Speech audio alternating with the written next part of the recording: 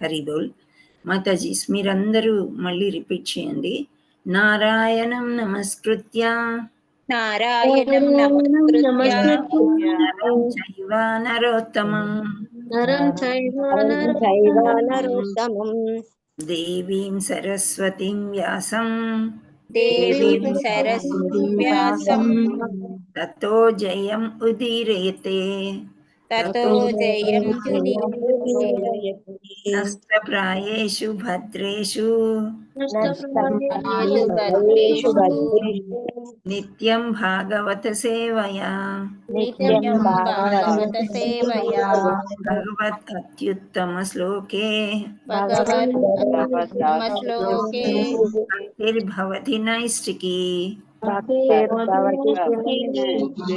మయా వాసుదేవాయ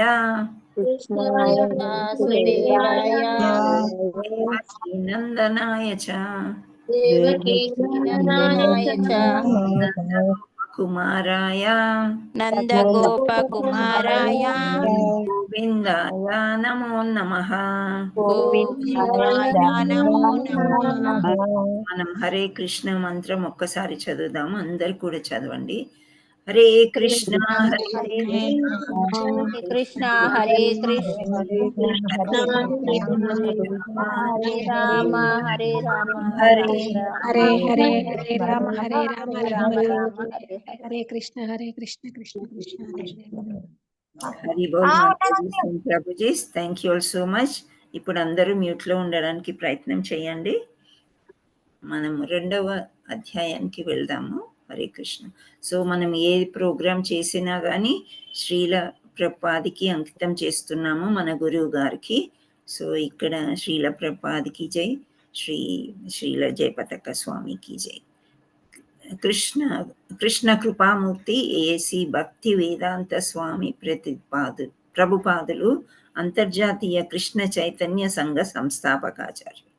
ఈయనకి మనము ఏం చేస్తున్నాం, అంకితం చేస్తున్నాం ఈరోజు క్లాస్. సో మనం పునశ్చరణ అంటే ఏంటి, మనం ఒక అధ్యాయం గురించి చర్చించుకున్నాము. సో ఈ అధ్యాయము పునశ్చరణ అంటే మళ్ళీ మనం ఆలోచించి ఏం చదువుకున్నాము అని మనము మళ్ళీ జ్ఞాపకం చేసుకునే దాన్ని పునశ్చరణ అంటారు. సో ఏం చదువుకున్నాము అనేది మనం చూద్దాం. ఇక్కడ కరుణ అంటున్నారు. ఈ కరుణ అంటే ఏంటి, ఎక్కడొచ్చింది ఈ సందర్భము, ఎవరైనా చెప్పగలుగుతారా? అర్జునునికి వచ్చింది కురుక్షేత్రంలో. ఎందుకు? యుద్ధము చేయమన్నప్పుడు అంతా నా వాళ్ళే కదా, వీళ్ళను చంపితే ఎట్లా, నేను ఎట్లా రాజ్యం పాలించాలి అనేది వచ్చింది. ఓకే. సో కంపాషన్ అంటారు ఇంగ్లీష్లో. అర్జునుడికి చాలా కరుణ హృదయం అన్నమాట. అంటే ఆయనకి ఏమైపోయింది అంటే చాలా దయ కలిగిన వాడులాగా అయిపోయాడు. అది ఎప్పుడు అయ్యాడు అని అంటే, అర్జునుడు యుద్ధ భూమిలో చాలా అంటే భీకరంగా యుద్ధం చేద్దామని వచ్చారు. ఎవరెవరు వచ్చారు? ఒక పక్క కౌరవులు ఉన్నారు, ఒక పక్క పాండవులు ఉన్నారు. అవునా? సో మనము ఈ పునశ్చరణ కంటే ముందు కూడా మనం ఏమనుకున్నాము, డౌట్ అనుకున్నాము కదా. మొదటి అధ్యాయం యొక్క పేరేంటి? హరే కృష్ణ.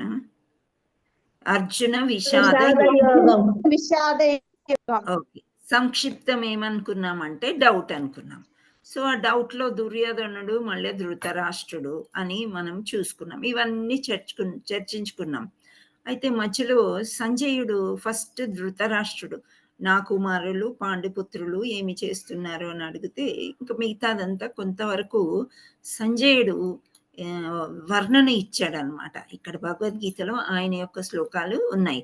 ఏమని చెప్పాడు, ఇలా భీముడు, ఆ పాండవులు ఇలా ఉన్నారు, కౌరవులు ఇలా ఉన్నారు, అర్జునుడు ఈ విధంగా మాట్లాడుతున్నాడు, కృష్ణుడు ఈ విధంగా అంటున్నారు, ఆయన ధృతరాష్ట్రుడు కూడా మాట్లాడాడు. ఆ తర్వాత దుర్యోధనుడు యుద్ధ భూమిలో అందరినీ తెప్పి పొడుస్తున్నాడు కదా, ఆచార్యుణ్ణి మరియు వాళ్ళ తాత అయిన భీష్ముణ్ణి.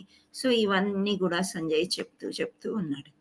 అయితే అర్జునుడికి అనిపించింది, ఇంకా యుద్ధం చేయడానికి వచ్చాం కదా మనము, సరే చూద్దాం యుద్ధం అయితే చేద్దాం అని చెప్పి రథసారథి ఎవరు అర్జునుడికి?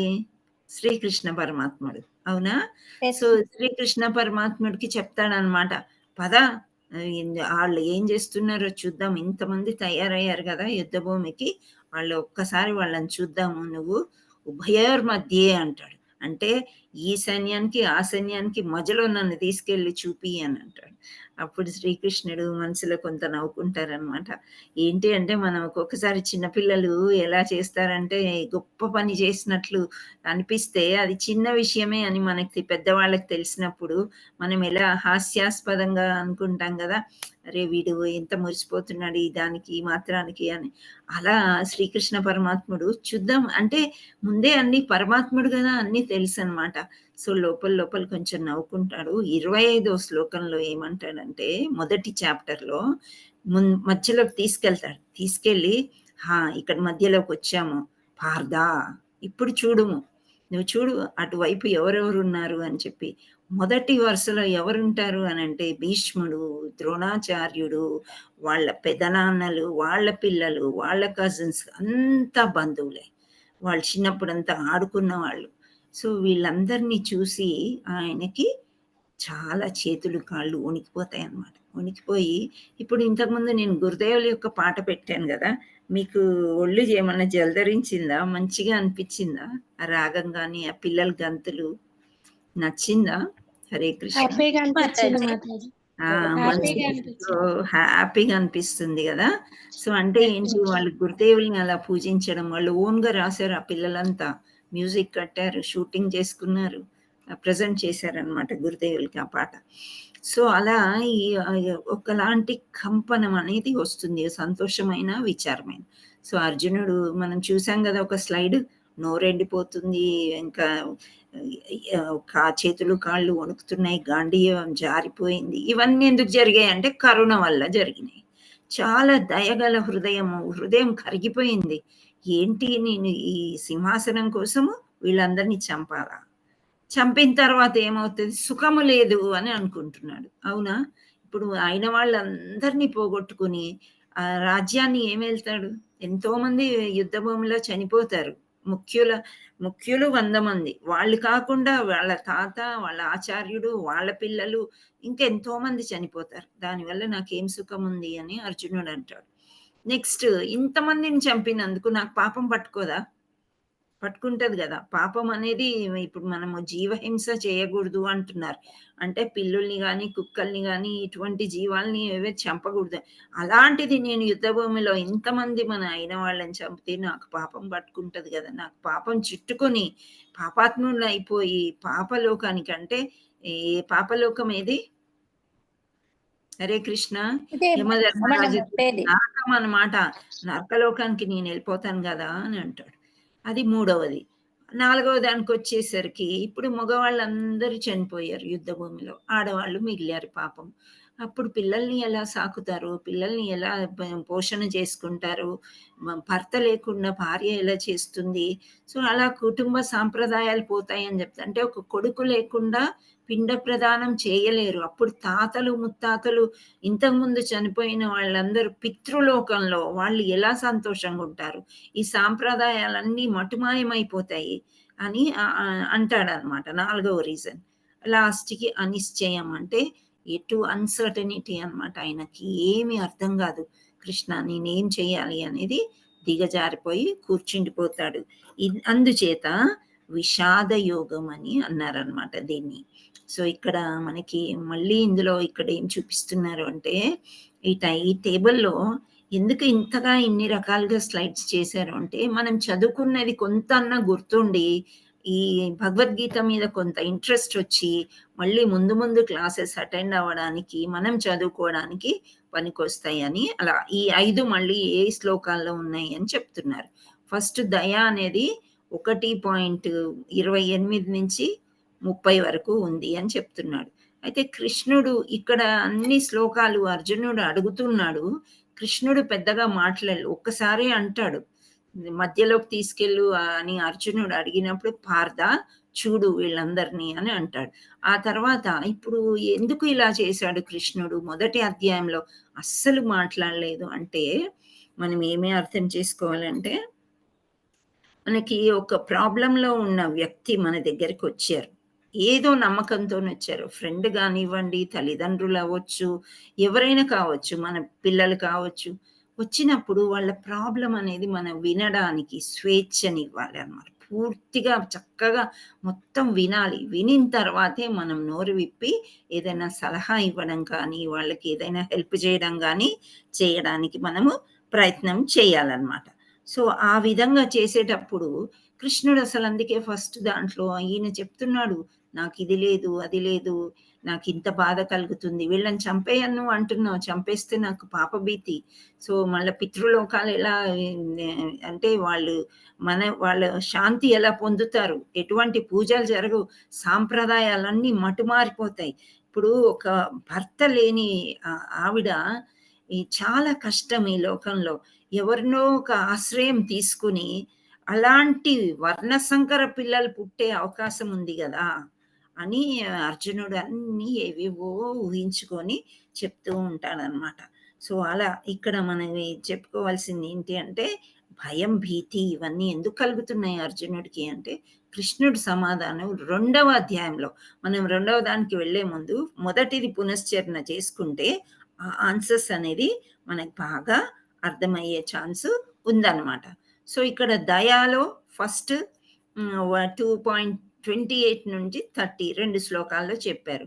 భోగము అంటే ఆ సింహాసనాన్ని నేను ఎలా ఆనందిస్తాను అనేది 31-35 వరకు చెప్పారు. పాపభీతి 36 నుంచి 30 2 శ్లోకాల్లో ఇలా చెప్పుకుంటూ పోయాడనమాట అర్జునుడు.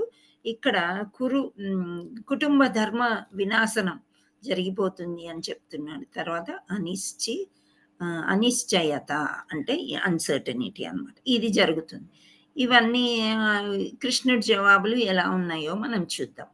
సో, ఇక్కడ మనము ముందు హెడ్డింగ్‌కి వెళ్ళిపోతే మనకేమనొచ్చింది రెండవ అధ్యాయంలో ఒక హెడ్డింగ్ వచ్చింది. మీరెవరైనా చూసుంటే చెప్పండి. ఏం పేరు రెండవ అధ్యాయానికి? ఏమనొచ్చింది? హరే కృష్ణ. సాంఖ్యయోగము. సాంఖ్యయోగం. Very good. సాంఖ్య యోగము అని వచ్చింది. సో, మనము సాంఖ్య యోగం అంటే ఏంటి అని చెప్పుకుందాం. యోగం అంటే ఏంటి? యోగా అంటే ఏంటి? హరే కృష్ణ. ఇంతకుముందు మెడిటేషన్ మాతాజీ. చెప్పండి. కొత్త వాళ్ళు గూడా ఉండొచ్చు. వాళ్ళకి యోగా అంటే ఏంటో తెలుసో తెలియదో. మనం ఎవరైనా కొత్త వాళ్ళు హ్యాండ్ రైజ్ చేస్తే చూడండి మాతాజీ. యోగా అంటే ఏంటి? హరే కృష్ణ. హ్యాండ్ రైజ్ అవ్వలేదు మాతాజీ, ఇంకా చూద్దాం. ఎవరు హ్యాండ్ రైజ్ చేయట్లేదా? చేయలేదు. So, okay. ఎవరైనా చెయ్యొచ్చు మరి. ఎవరైనా కొత్త వాళ్ళు అనేసరికి ఎవరు చేయలేదేమో. మాతాజీ కుమారి మాతాజీ చేశారు. హరే కృష్ణ. కుమారి యోగా మాతాజీ చెప్పండమ్మా. యోగా అంటే మీ మాతాజీ. దృష్టిలో ఏంటి? హరే యోగా అంటే భగవంతునికి దగ్గరగా ఉండటం. హరి బోల్. నెక్స్ట్ లక్ష్మీదేవి మాతాజీ మీకేం తెలుసు? భక్తి చేసుకోవడం మాతాజీనా. ఓకే. యోగా అంటే భక్తి చేసుకోవడం భగవంతుడికి దగ్గర. కానీ యోగా క్లాస్‌కి వెళ్తున్నాను. నేను ఈ ఎక్సర్సైజ్ చేస్తున్నాను. తెల్లవారు లేవగానే అసలు స్నానాది పాదులు ఏముండవు. యోగా చేస్తున్నాం అంటారు కొందరు. అదేంటి? అది అది మెడిటేషన్. బాడీ బాడీ కోసం మాతాజీ. శరీరం కోసం. యెస్. శరీరం యొక్క ఎక్సర్‌సైజెస్ కోసం యోగా. అక్కడ ఉచ్ఛ్వాసాలు అంటే breathing in exercises, breathing out ఇవన్నీ కూడా కూడి చేసుకునేది యోగా అంటారు. అంటే ఏంటి అంటే దాన్ని కూడా యోగా అంటారు. అంటే మనసును ఒక దగ్గర నిలిపేది యోగా అన్నమాట. సో, ఇక్కడ భగవంతుడికి క్రియ అంటే కూడా యోగా వస్తుందా మాతాజీ? హరే కృష్ణ. క్రియ అంటే పని చేయడం. పని చేసుకోవడం. హరే కృష్ణ. యోగ క్రియ అంటే యోగం ద్వారా మనం ఒక పనిని చేయడం. హరే కృష్ణ. ఎవరు అడిగారు?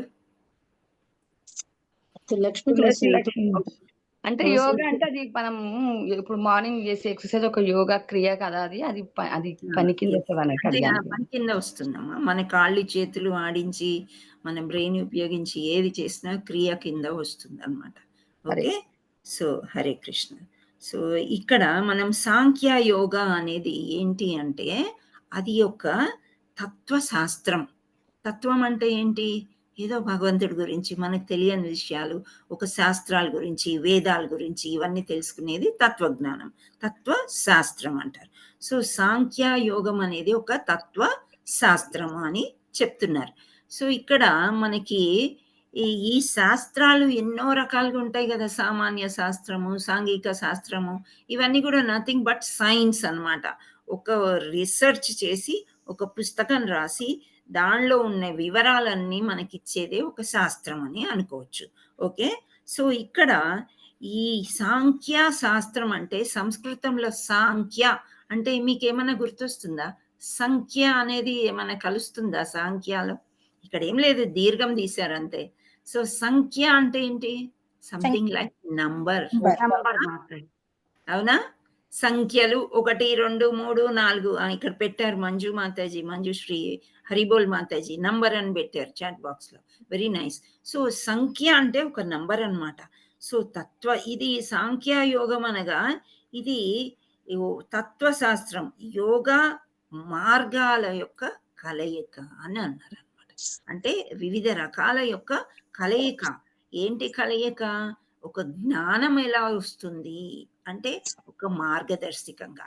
సంఖ్య అని నంబర్ అని చెప్పుకున్నాం మనం. ఇప్పుడు ఎందుకని ఈ నంబర్లు మనకు కావాలి అంటే ఈ తత్వశాస్త్రం లేదా మనం ఈ సాంఖ్యం నంబర్ అనేది అంటే లెక్కపత్రం అన్నమాట. లెక్కపత్రం అనేది తెలుసా మనకి? అంటే ఇప్పుడు ఫర్ ఎగ్జాంపుల్ ఇక్కడ పార్టిసిపెంట్స్ ఎంతమంది వచ్చారు? 46 వచ్చారు.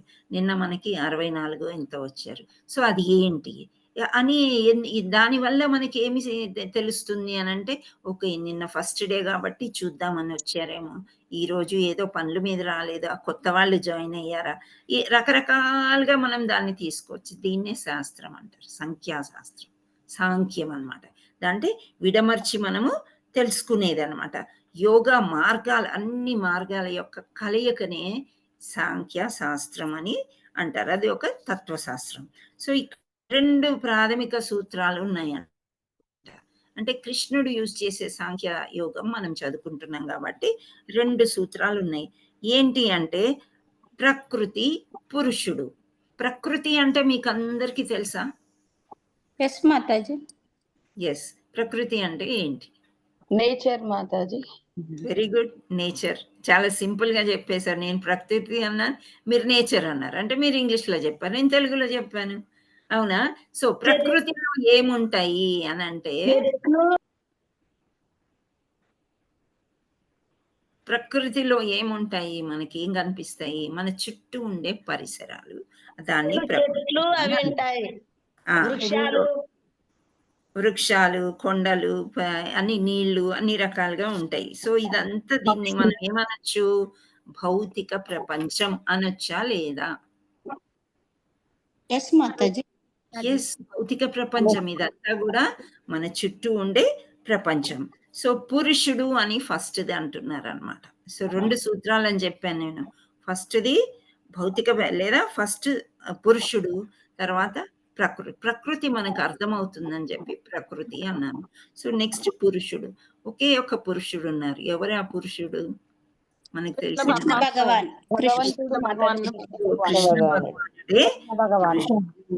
అంటే ఈ యొక్క యోగాలు అంటే సాంఖ్య యోగాలు మనం నేర్చుకునేది ఏంటి అంటే మనం ఆత్మ అనేది, ఆత్మలో ఎవరున్నారు అంటే ఒక పురుషుడు. ఎవరు ఆ పురుషుడు అంటే పరమాత్ముడు. సో జీవాత్మ, పరమాత్మ అనేది మనం ముందుకి తెలుసుకుందాం. సో ఇవి 2 ఉంటాయి. సో సంఖ్య మనం ఇప్పుడు ఇంతకుముందు నంబర్ అని చెప్పుకున్నాం కదా. సో అది లెక్కించడం అన్నమాట. భగవంతుడు లెక్కల ప్రకారం చెప్తున్నాడు అర్జునుడికి, ఈ లెక్క ఇది, ఈ లెక్క ఇది అని చెప్పేసి. సో దాన్ని లెక్కించడము, మళ్ళీ వివరించడం.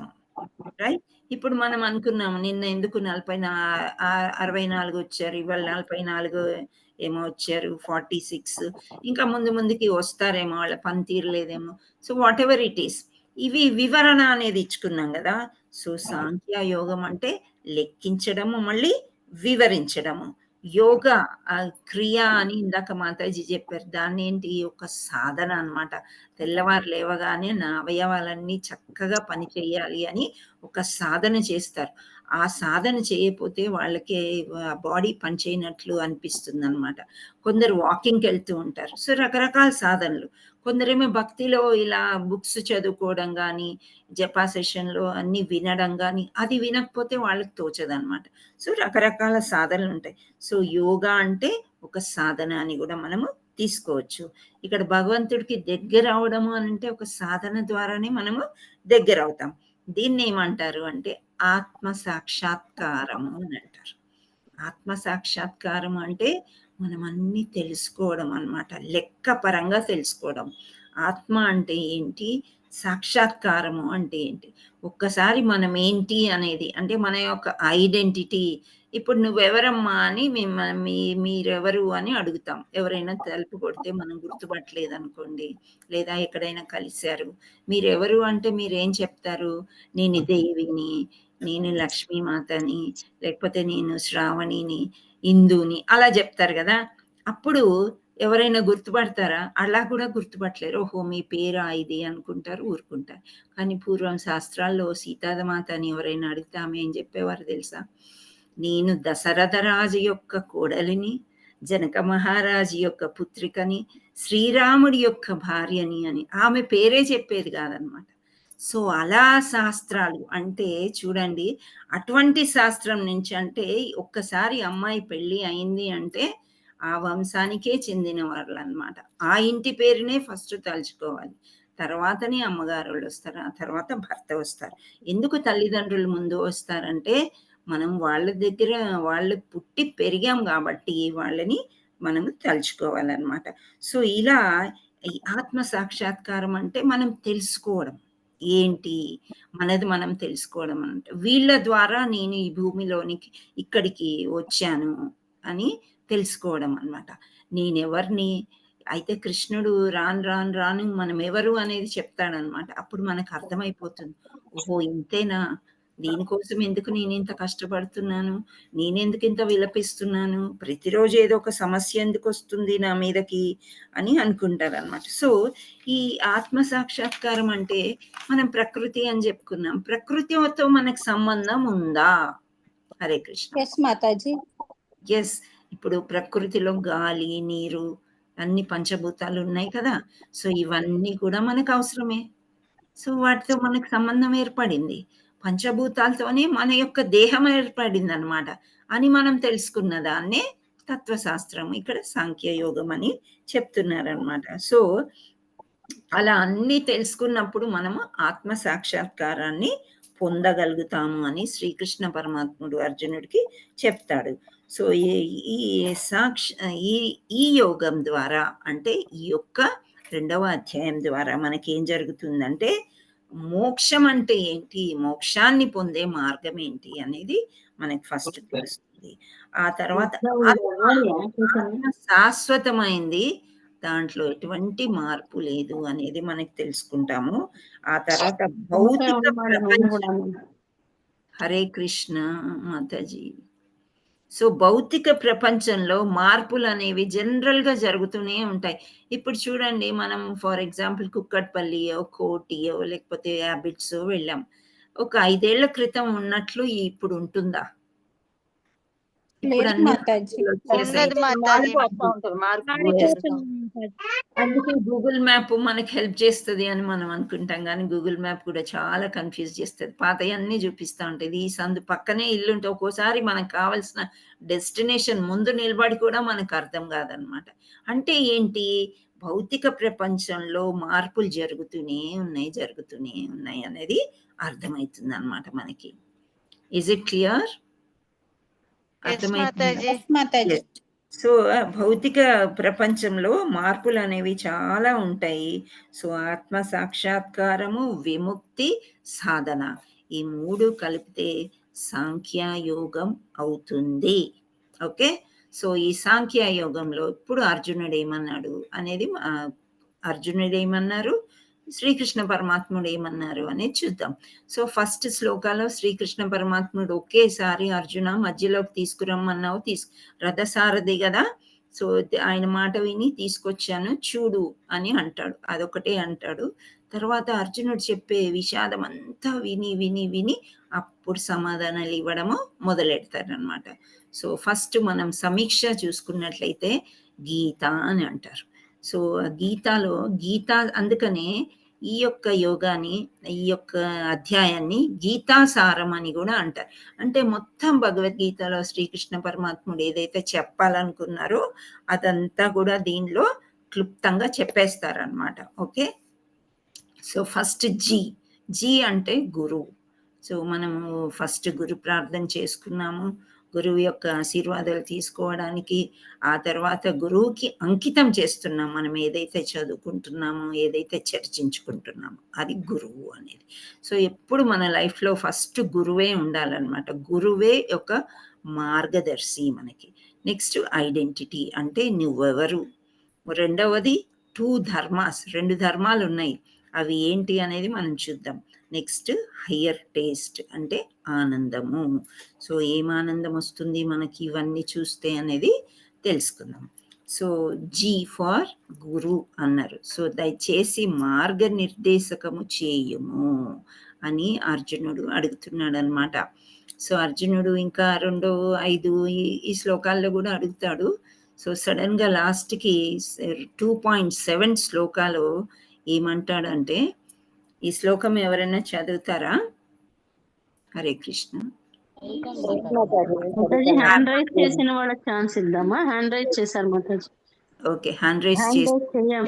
సుప్రియ మాతాజీ, మీరు కొత్త వాళ్ళని పిలుస్తున్నాను. ఓకే పిలవండి. డి సుప్రియ మాతాజీ. హరే కృష్ణ. హరే కృష్ణ మాతాజీ. చదవండి మాతాజీ.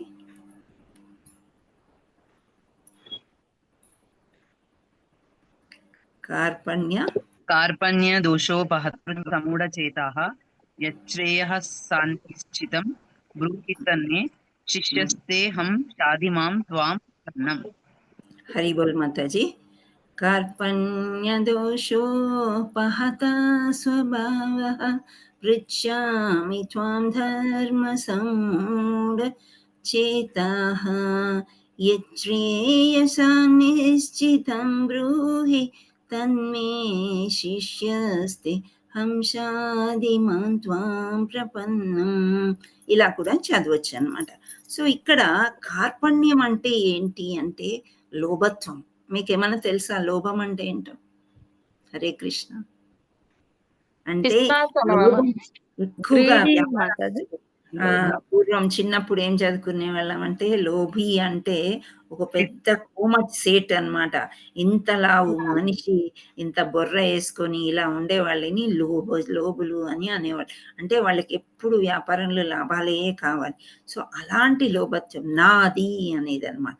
మెయిన్గా నాది, నా వాళ్ళు, నా ఇల్లు, నా డబ్బులు, ఇలాంటివి కార్పణ్యం అని అంటారు. ఇక్కడ మీనింగ్ ఇవ్వలేదు కాబట్టి నేను చెప్పాను. కార్పణ్య దోష కారణంనా అంటే ఈ లోభత్వం చేత నేనిప్పుడు నా స్వధర్మ విషయమును మోహము చెంది శాంతిని కోల్పోయి తిని. అంటే ఇక్కడ గురువు అనే పదం వచ్చింది కాబట్టి ఈ పద్యం ముందొచ్చింది. అంతకంటే వేరే పద్యాలు కూడా నెక్స్ట్ వస్తాయి, మనం చూద్దాం ఏంటి అనేది. సో మోహము అంటే ఏంటి? లోభము అంటే నాది అనుకున్నాం. అప్పుడు మోహం అంటే ఏంటి? నాకు కావాలి అనేది అనమాట. ఓకే, సో ఆ మోహము చెంది శాంతిని కోల్పోయి తిని. ఇప్పుడు మనకు ఒక చిన్న కోరిక కలుగుతుంది, ఆ కోరిక తీరకపోతే క్రోధం వస్తుంది. ఆ మోహం ఎక్కువైపోయి అది కావాలి కావాలి కావాలని మొండి పట్టుకోవడం అనమాట. సో అర్జునుడు ఏమంటాడు, ఇంతకుముందు అన్ని చెప్పాడు కదా, ఇప్పుడు నేను సింహాసనం కోసం వాళ్ళని చంపలేను, దయాగుణము, ఇవన్నీ 5 చదువుకున్నాం మనం. 5 కారణాలు చెప్పాడు అర్జునుడు. సో అవన్నీ ఎందుకు జరిగినాయి అంటే నాకు లోభత్వం వల్ల, కార్పణ్య దోషం, అదొక దోషం నాలో, దానివల్ల మోహము చెంది అంటే ఆ కోరికతోని శాంతిని కోల్పోయాను. అంటే నాకు అసలు మనశ్శాంతి లేదు కృష్ణ, ఇప్పుడు నాకు అసలు ఏమీ తోచటం లేదు, నేనేం చెయ్యాలో నాకు అర్థం కావట్లేదని గాంధీవం కింద పడేసి కృష్ణుడి యొక్క పాదాల చెంత చేరి ఏది నాకు ఉత్తమమో నిశ్చయంగా తెలుపమని నిన్ను నేను అడుగుచున్నాను. సో ఇప్పుడు వరకు వాళ్ళిద్దరు చాలా ఫ్రెండ్స్ లాగా ఉన్నారు. ఆ తర్వాత రథసారథి కృష్ణుడు, ఈయన ఒక రాజులాగా రథంలో ఆర్డర్స్ వేస్తున్నాడు అనమాట కృష్ణుడికి. అంటే కృష్ణుడు ఒక్క సారథి అంటే ఒక సేవకుడిలాగా ఉన్నాడు అర్జునుడికి. కానీ ఇప్పుడు కిందకి దిగిపోయాడు అర్జునుడు. దిగిపోయి, నాయన నువ్వే నా గురువు, నేను నీ శిష్యుడను, నువ్వేం చేస్తావో నాకు ఉపదేశం చెయ్యి అని అడుగుతున్నాడు. అంటే దాన్ని ఏమంటారంటే శరణాగతి వేడుకోవడం అని, శరణు పొందడం అనమాట. సో ఇక్కడ నేను ఇప్పుడు నీకు శిష్యుడను మరియు శరణాగతుడను, దయచేసి నాకు ఉపదేశము కావింపుము అని అంటున్నాడు. ఇప్పుడు అట్ ద ఎండ్ అనమాట, ఇంకా నేనేమి చేయలేను కృష్ణ, నువ్వేం చేస్తే అది నాకు సంతోషం అని చెప్పి ఆయనని గురువుగా అంగీకరించాడు. ఇప్పుడు యుద్ధ భూమిలో ఉన్నారు వాడు నడుమ.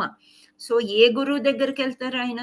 సో అందుకనే ఇప్పుడు కృష్ణుడినే గురువులాగా చేసుకుని, నువ్వు ఇప్పుడు నా స్నేహితుడివి కాదు, నీతో నేను ఎటువంటి జోక్స్ చేయను, నేను ఎటువంటి ఆర్డర్స్ వేయను, నువ్వు నా గురువు, దయచేసి నాకు చెప్పము అని అంటున్నాడు అనమాట. అలా మనము లైఫ్లో గురువుని అంగీకరించి శరణాగతి వేడుకోవాలన్నమాట, అంటే అడగాలి.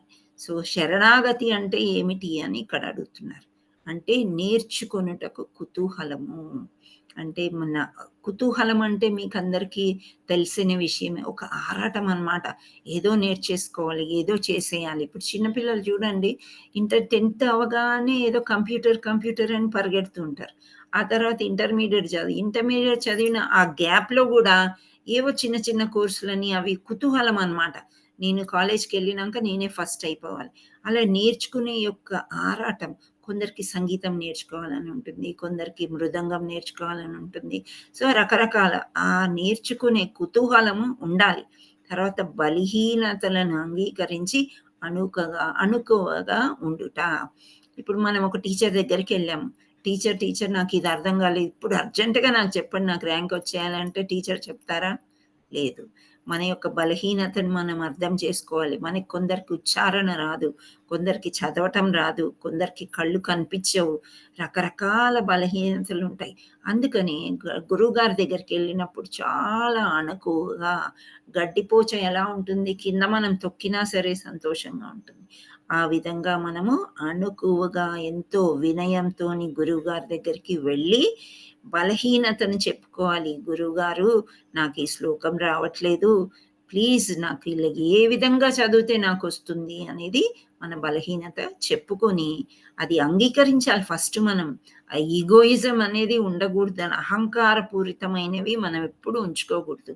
మనకి ఏది బలహీనంగా ఉంటే అది చెప్పుకుని అణుకుగా ఉండి గురువుగారిని వేడుకోవాలి అని చెప్తున్నారనమాట. సో నెక్స్ట్ 3వ పాయింట్ తీసుకున్నట్లయితే, ఇక్కడ జీవితంలో సవాళ్లు ఎదురైనప్పుడు మార్గదర్శకం చేయడానికి ఒక ప్రామాణిక గురువును కోరుకోవడం. సో ఇవి మనకి మన బలహీనతలు ఉన్నాయి, వ్యాపారంలో ఎప్పుడూ నష్టం వస్తుంది. సో ఇక్కడ పెద్ద వ్యాపారవేత్త ఉన్నాడు ఆ ఊర్లో. సో అక్కడ వెళ్ళి అతన్ని అడగడంలో మనకు అహంకారం అడ్డు రాకూడదు. ఒకప్పుడు మీరు కూడా చాలా పెద్దవాళ్లే, కానీ ఏదో కారణం వల్ల మన క్లాస్ వచ్చి కింద పడిపోయాం. అది వ్యాపారం కావచ్చు, చదువు కావచ్చు. కొందరు పిల్లలు ఏం చేస్తారు, ట్యూషన్కి వెళ్ళండి ఎక్స్ట్రా చదువుకోమంటే, లేదు నాకు కాలేజీలో చెప్పింది సరిపోతుంది, మళ్ళీ ఎక్స్ట్రా టైం నేను వెళ్ళను అని మారం చేస్తూ ఉంటారు. సో అలా కాకుండా మనము ఇప్పుడు స్కూల్లో కాలేజ్లో అంటే ఒక 50 ఎంతమందో ఉంటారు, అందరితో పాటు మనకు చెప్తారు, మనకి ప్రైవేట్ అటెన్షన్ అనేది ఉండదు. సో పేరెంట్స్ ఒక్కొక్కసారి ప్రైవేట్కి వెళ్ళండి నేర్చుకోండి అన్నప్పుడు ఆ యొక్క బలహీనత మనం అంగీకరించి అణుకుగా ఉండి ఆ గురువుని యాక్సెప్ట్ చేసినప్పుడు అది మార్గదర్శకం ఆయన చూపిస్తారు అని చెప్పడం. ఈ 3 పాయింట్స్ మనం పట్టుకున్నట్లయితే దాన్ని శరణాగతి అని అంటారు. అంటే శరణు వేడుకోవడము. సో శరణాగతికి అవసరమైన నిబంధనలు ఏంటి అంటే, ఒకరి విఫలాన్ని మరియు బలహీనతలను అంగీకరించుటకు చాలా ధైర్యం మరియు నమ్రత అవసరం. సో ఇప్పుడు మనం చెప్పుకునే మళ్ళీ ఇక్కడ చెప్తున్నారనమాట. అంటే మన యొక్క వీక్ పాయింట్స్ కొన్ని ఉంటాయి, చాలా వీక్ పాయింట్స్, వాటిని మనం అంగీకరించాలి. కొందరికి తీపి తినేది చాలా వీక్ పాయింట్, షుగర్ వచ్చేసింది అయినా కానీ షుగర్ తినాలనిపిస్తది. సో, అది ఒక వీక్ పాయింట్. ఉదాహరణ నేను చెప్తున్నాను. కొందరికి ఎప్పుడు చూసినా గోళ్ళకి పెయింట్ ఏసుకోవడం ఆడపిల్లల్ని చూస్తుంటాం గదా! అది ఎంత వీక్ పాయింట్ అంటే నిమిషానికి ఒక పిసరు ఎక్కడైనా పోయినా సరే అదే వేసుకోవాలని. దీస్ ఆర్ ఆల్ అంటే ఈ మెటీరియల్ థింగ్స్, భౌతిక ఆలోచనలు ఇవన్నీ గూడా పెద్దగా అవసరం ఉండవు. కానీ ఆ బలహీనత మనకి ఎక్కడుంది అనేది మనం అంగీకరించి, ఆ తర్వాత అది అంగీకరించడానికి చాలా ధైర్యం కావాలి అని అంటున్నారు. అదే ఇంతకుముందు నేను చెప్పిందే అనమాట. అంటే అహంకారం ఉన్నప్పుడు మనకి అది అంగీకరించలేం. ఏది గూడా అంగీకరించలేమనమాట. ఎప్పుడు మనం తప్పులు చేసేసి పక్క వాళ్ళ మీద వేసేయడమే. ఆయన చెప్పడం వల్లనే నేనిలా చేశాను. అప్పుడు మన బుద్ధి ఏమైంది అని మనం అనుకోవాలి. సో, అది అన్నమాట. ఇవన్నీ ఇది చేయాలి అంటే మనకొక గురువు గావాలి. గురువు దగ్గరికెళ్ళాలంటే బలహీనత అంగీకరించుకొని నమ్రత అవసరం. వాటిని అంగీకరించనిదే మనం జీవితంలో సఫలం అవ్వలేము. అదైతే చాలా కరెక్ట్. మన బలహీనత మన దగ్గర పెట్టుకొని పక్క వాళ్ళు ముందుకెళ్ళిపోతున్నారు అని ఏడవడం తప్ప మనం ఎప్పుడు ముందుకెళ్దాము అన్న ఆలోచన మనకి అప్పుడు రాదు. సో, సఫలీకృతం అంటే మనం భక్తిలో ముందుకెళ్ళాలన్నా, జీవితంలో ఎక్కడికైనా ఇంకా ముందుకి వెళ్ళాలి అన్నప్పుడు కొంత అణకువ అవసరము, గురువు అవసరము, నమ్రత అవసరము అని చెప్తున్నారు. సో, ఇక్కడ ఏమన్నారు? సఫలానికి తండ్రులెక్కువ కానీ విఫలం అనాది. సో, ఇక్కడ సఫలానికి తండ్రులెక్కువ అంటే గురువులనమాట. సో, అది అండ్ విఫలం అనాది. అనాది ఎందుకు అనంటే అనాథులు, తల్లిదండ్రులు లేని వాళ్ళు, ఎవ్వరు లేని వాళ్ళని అనాథులంటారు. సో, మనం మనలోనే పెట్టుకొని మన బలహీనతను ఎవ్వరికీ చెప్పుకోకుండా, ఎవ్వరిని గురువులాగా అంగీకరించుకోకుండా, మనమే అలోన్‌గా ఉన్నామనుకోండి, ఒక్కరమే ఊరికే చింతించుకుంటూ, అప్పుడు మనము అనాథలము. అందరూ ఉండి కూడా మనం ఒక అనాథ. అప్పుడు విఫలమైపోయినప్పుడు మనం అనాది అని ఇక్కడ చెప్పటం జరుగుతుందనమాట. హరే కృష్ణ. ఇప్పుడు మనం ఐలోకొచ్చాము.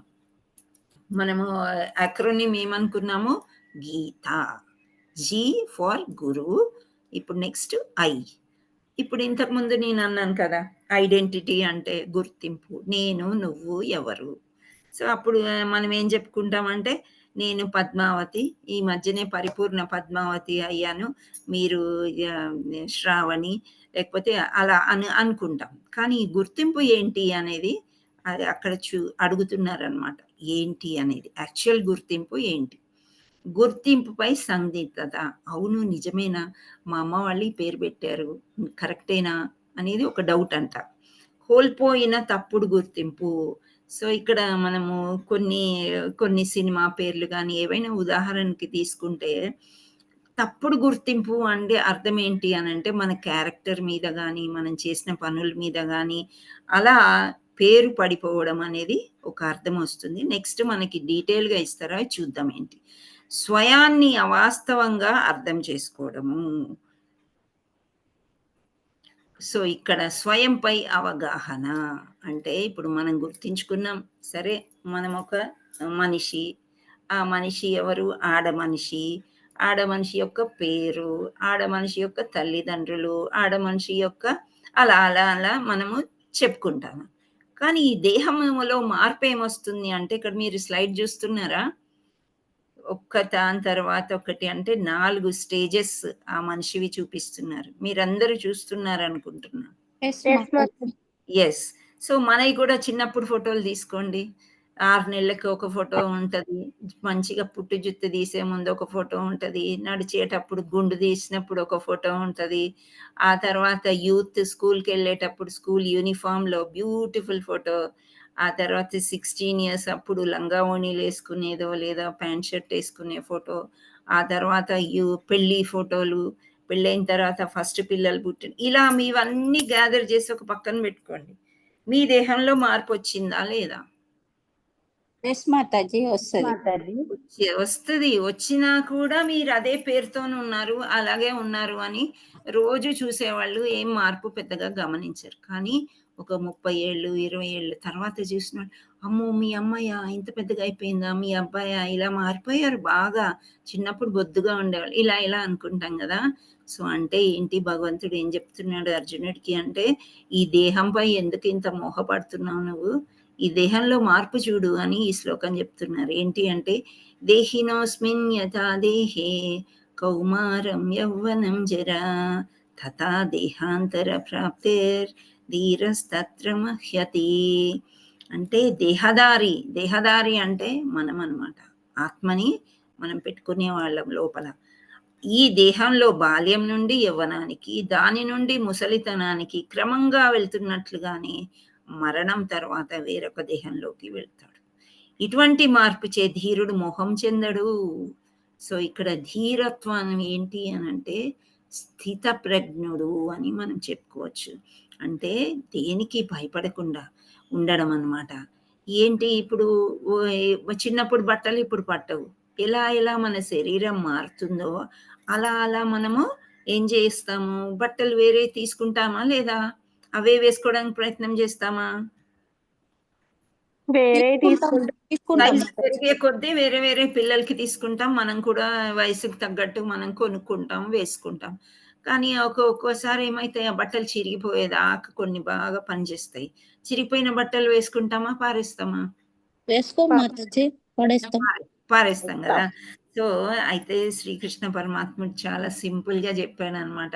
నువ్వు ఎట్లయితే గుడ్డలు మార్చుకుంటావో, చిరిగిపోయిన వాటిని పారేసి కొత్తవి వేసుకుంటావో, ఈ శరీరం శిథిలం అయిపోయి చిరిగిపోయింది. నువ్వు యుద్ధం చేసినా చేయకపోయినా భీష్ముడు, ద్రోణాచార్యుడు, ధృతరాష్ట్రుడు వీళ్ళందరూ పెద్దవాళ్ళు అయిపోయారు. వాళ్ళ శరీర అవయవాలన్నీ కుంచుకుపోయినాయి. నువ్వు చంపకపోయినా వాళ్ళ టైం వచ్చినప్పుడు వాళ్ళు చనిపోతారు. సో ఆ దేహం అనేది మార్పు చెందుతుంది. ఆత్మ వేరే దేహంలోకి వెళ్తుంది. ఇప్పుడు భీష్ముడు, ద్రోణాచార్యుడు ఉదాహరణకి మనం తీసుకున్నాము. కృష్ణుడు కూడా వాళ్ళనే ఉదాహరణగా తీసుకొని వాళ్ళ గురించి ఎందుకు చింతిస్తున్నాం? వాళ్ళకి కొత్త దేహం వస్తుంది కదా, చక్కగా కాళ్ళు చేతులు పనిచేస్తాయి. సో అలా కొత్త దేహం వస్తుందని మనం సంతోషించాలి, కానీ ఈ దేహం గురించి బాధపడకు అర్జున అని దేహినోస్మిన్ శ్లోకము ఆ అర్జునుడికి చెప్తాడు. అంటే ఈ దేహము పంచభూతాలతో చేయబడింది, మార్పు చెందుతుంది. ఇప్పుడు 4 ఏళ్ల క్రింద 18లో ఏమో వచ్చాను ఇస్కాన్లో. అప్పుడు ఫోటోలు నేను చూసుకున్నట్లయితే నేనేనా అని ఒక్కోసారి ఆశ్చర్యం వేస్తుంది. సో అలా మనలో మనకు కూడా మార్పు అనేది సహజం అన్నమాట. ఏమంటే ఇప్పుడు వృక్షం ఒక చెట్టు ఒక దగ్గర ఉంది మన ఊర్లో. మనం 5 ఏళ్ల తర్వాత వెళ్ళేసరికి అది పెద్దగా అయిపోతుంది. శాఖలన్నీ విచ్చలవిడిగా పళ్ళు కూడా కాసే సమయం కూడా వచ్చేస్తుంది. సో అలా మార్పు అనేది ప్రతి జీవిలో కూడా ప్రకృతిలో జరుగుతుంది, పంచభూతాలతో చేయబడ్డ మన దేహంలో కూడా జరుగుతుంది. సో దాని కొరకు నువ్వు చింతించవద్దు అని కృష్ణ పరమాత్ముడు అర్జునుడికి చెప్తున్నాడు. ఎందుకు చెప్తున్నాడు అంటే, అర్జునుడు ఇలా మీరు వెనకాల ఫోటో చూడండి, వేడుకుంటున్నాడు, నేను నీ శరణాగతి పొందుతున్నాను, నీవు నాకు గురువు, నాకు ఏమి చెయ్యాలో నాకు తోచటం లేదే, నీవు చెప్పు కృష్ణ అన్నప్పుడు కృష్ణుడు మొదలు పెడతాడనమాట. సో ఈ శ్లోకంలో ఇలా దేహము ఎప్పుడో ఒకసారి నాశనం అయిపోయేదే, నువ్వంతా బాధపడకు అని చెప్తూ వర్ణిస్తున్నాడు అనమాట.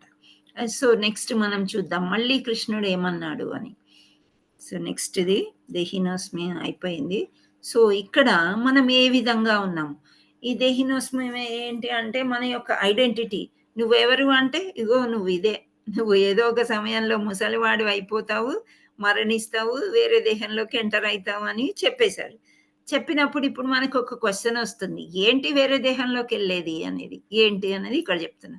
మనం ఏ విధంగా ఉన్నాము అంటే 2 రకాలుగా ఉంటామంట. ఏంటి ఆ 2 రకాలు అంటే, స్థూల శరీరం. ఈ స్థూల శరీరం అనేది వెలుపలుగా పంచభూతాలతో చేయబడ్డ శరీరం, అది మరణంతోనే వేరుపడిపోతుంది. సో ఎటువంటి వాళ్ళు, ఒక ప్రైమ్ మినిస్టర్ కానివ్వండి, ఒక చీఫ్ మినిస్టర్ కావచ్చు, ఒక భిక్షగాడు కావచ్చు, లేకపోతే ఇంకెవరైనా కావచ్చు, వీళ్ళందరూ మరణాంతరం ఆ దేహాన్ని మనం ఇంట్లో పెట్టుకుంటామా, తీసివేస్తామా? తీసివేస్తాము. చేస్తారు, లేకపోతే కాల్ చేస్తారు. వై? ఎందుకు? దాంట్లో జీవాత్మ లేదు. ఈ రక్త కణాలు, ఈ మాంసం ముద్ద, ఈ లోపల ఉండే బోన్స్, నరాలు కృషించిపోతాయి, కొన్ని గంటల్లోనే కృషించిపోతాయి. అందుచేత ఖననం చేసేస్తాం అన్నమాట. సో అది ఏమైపోయింది, ఇక్కడ స్థూల శరీరం మరణంతోనే పోతుంది. సూక్ష్మ శరీరం అని ఇంకోటి ఉంది. అది ఏంటి అంటే ముక్తితో వేరుపడుతుంది. దాన్ని ఆత్మ అని అంటారంట. సో ఆత్మ అన్నమాట. ఇక్కడ మీరు బొమ్మలు చూస్తున్నారా? మరణం తర్వాత సూక్ష్మ శరీరం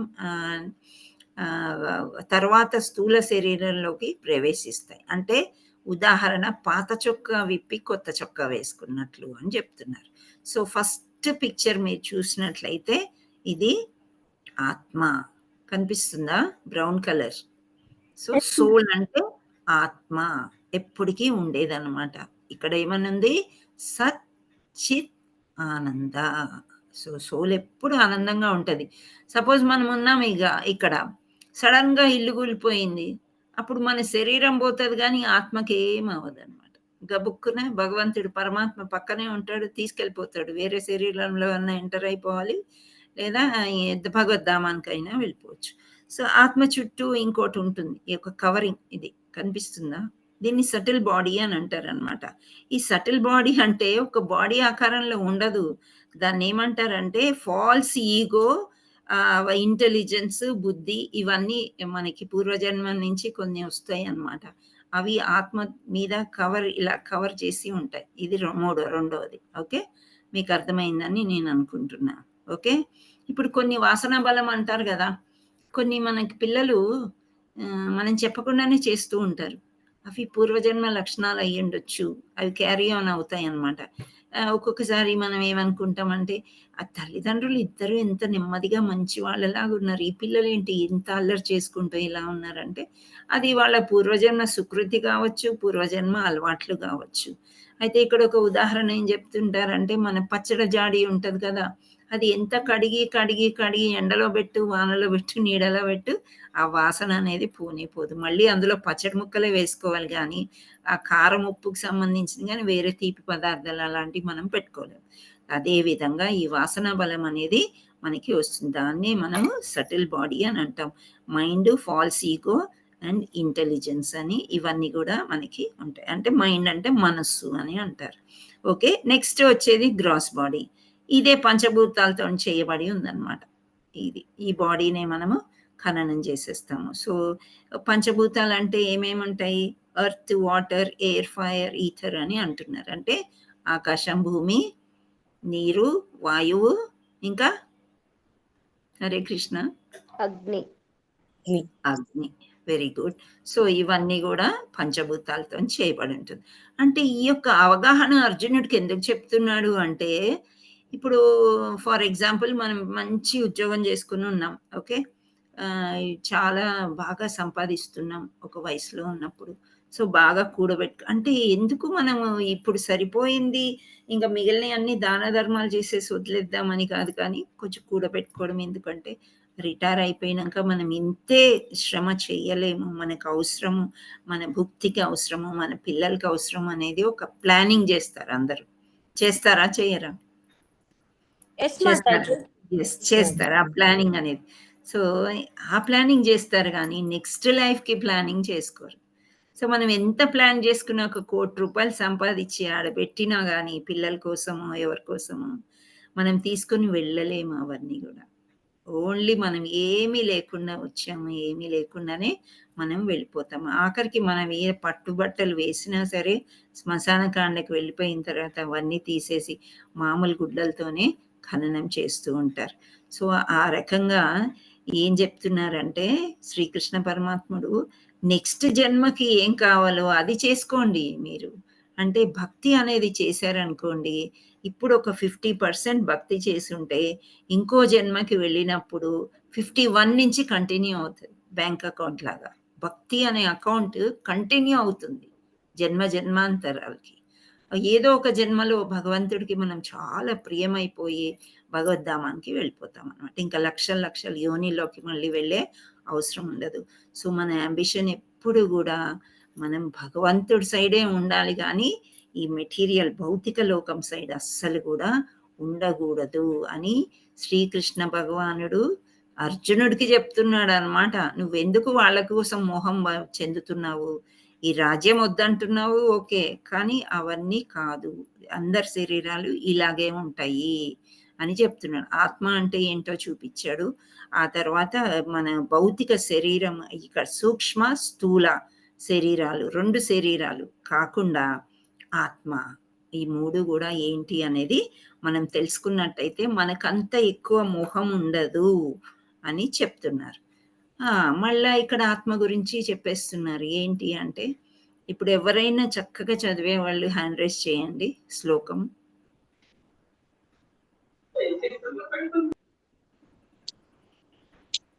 మాతాజీ సరిత మాతాజీ. హరే కృష్ణ సరిత మాతాజీ. ఓకే అమ్మా, చదవండి. హరే కృష్ణ మాతాజీ. హరే కృష్ణ. నైనం చిందన్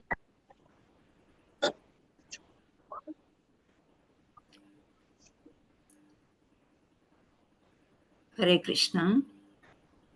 యంత్యాపో నశోషయతి మారుతః. హరే కృష్ణ మాతాజీ. ప్రాబ్లం వచ్చినట్టుంది, 2-3 లైన్లు అసలు వినిపించలేదు. పర్వాలేదు మాతాజీ. సుధా మాతాజీ. నెక్స్ట్ సుధా మాతాజీ. హరే కృష్ణ మాతాజీ. దండవత్ ప్రణామ్. రాలేదు మాతాజీ శ్లోకం. హరే కృష్ణ. సుధా మాతాజీ వచ్చింది మాతాజీ. నైనం చిందంతి శాస్త్రాన్ని నైనం దహతి పావకః నైనం క్లేదయంత్యాపో నశోషయతి మారుతః. Hari Bol Mataji. Very good, thank you. So ఇక్కడ ఎలా ఉందంటే నయనం చిందంతి శస్త్రాన్ని అంటే శస్త్రాలతోని, ఆయుధంతోని ఆత్మని ఏమి చేయలేరు. మీరు ముక్కలు ముక్కలు చేయాలనుకున్నా మీరు కత్తితో నరకలేరు. నైనం దహతి పావకః, అగ్నిచే కాల్చబడి, మీరు అగ్నిలో పెట్టి కాల్చినా కాలదు. నచైనం క్లేదయంతాప్యో అంటే నీటిచే తడవదు అది అసలు, అంటే వాటర్ ప్రూఫ్ అన్నమాట ఒక రకంగా చూస్తే. ఆ తర్వాత నశోషయతి మారుతః అంటే వాయువుచే అది ఎండిపోదు. ఇలా ఉంటుందన్నమాట. ఎంత పవర్ఫుల్ చూడండి ఆత్మ. మనం ఆత్మ లోపల ఉండి ఇంత పవర్ఫుల్ అని శ్రీకృష్ణ పరమాత్ముడు చెప్పేదాకా మనకు తెలియదు. అంటే మనం గీత చదివితేనే తెలుస్తుంది అనమాట.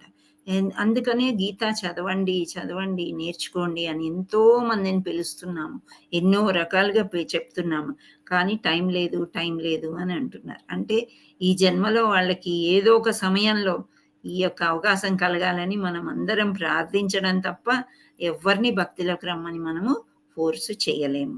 సో శ్రీకృష్ణ పరమాత్ముడు అర్జునుడిని మాధ్యంలాగా చేసుకొని మనకు చెప్తున్నాడని మనం అనుకోవాలి. అర్జునుడి పొజిషన్లో మనం వెళ్ళిపోవాలన్నమాట.